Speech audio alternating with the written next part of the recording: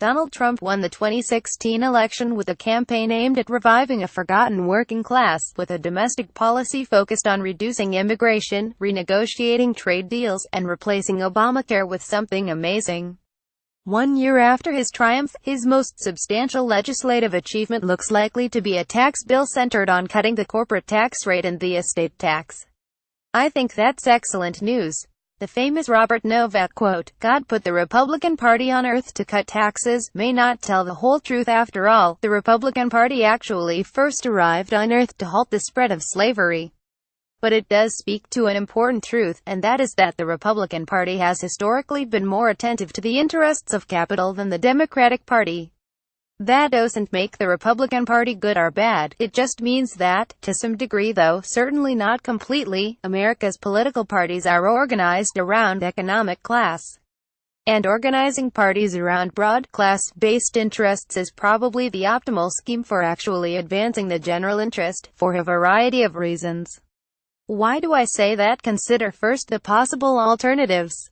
Parties can be organized as rigid ideological factions representing a total understanding of how society should be organized. But as the bloody mid-20th century demonstrated, parties organized in this fashion tend to aim for total power, because that is the only practical way to implement their plans.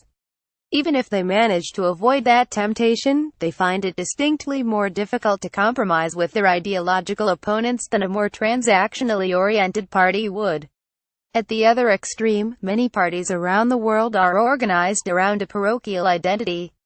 In Lebanon, for example, the major parties are sectarian in character, dominated either by Christians, Sunni Muslims, or Shia Muslims, and the constitution is designed to make sure that all the major ethno-religious groups are represented in the government. Political competition in these systems takes on a zero-sum character. Voters have a strong incentive to support the party that traditionally represents them, lest by splitting their vote they reduce their group's clout, making it exceedingly difficult to hold parties accountable for poor performance.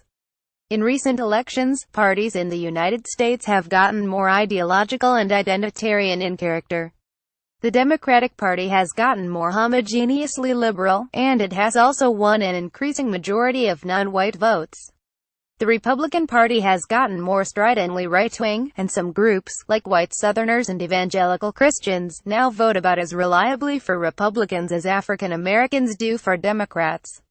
This isn't good for making American government functional, but it also isn't good for the identitarian groups themselves. African Americans and white evangelicals alike would benefit more if both parties competed for their votes than if they had only one home to turn to. But even considering looking at the other party becomes risky once your identity is bound up with allegiance to a particular team. That leaves class, capital and labor have divergent interests in many ways.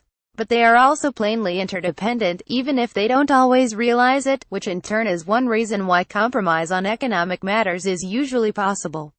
Class is a good fundamental basis for organizing politics precisely because a class war is ultimately unwinnable, and because if both parties know they are being judged primarily on their economic performance with the median voter, they have a powerful incentive to make decisions with the general interest in mind.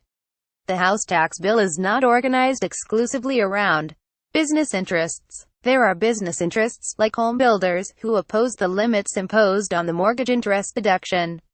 There are features, like the increase in the personal deduction, that have nothing to do with business concerns. But the heart and soul of the bill has always been the changes to the corporate income tax that the Chamber of Commerce has advocated for years. Will they be good politics in the short term? I suspect the politics might be better than Democrats would like. With the headline top rate staying at 39.6%, the biggest vulnerabilities for a class-based attack would be the elimination of the estate tax over 6 years and the elimination of the deduction for medical expenses.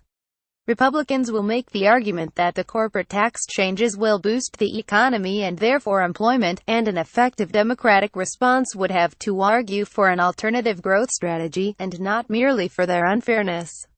In the longer term, of course, their politics depends on their economics, and the pendulum of recession and recovery will eventually give the Democrats their chance to advance the general interest in a fashion more friendly to labor.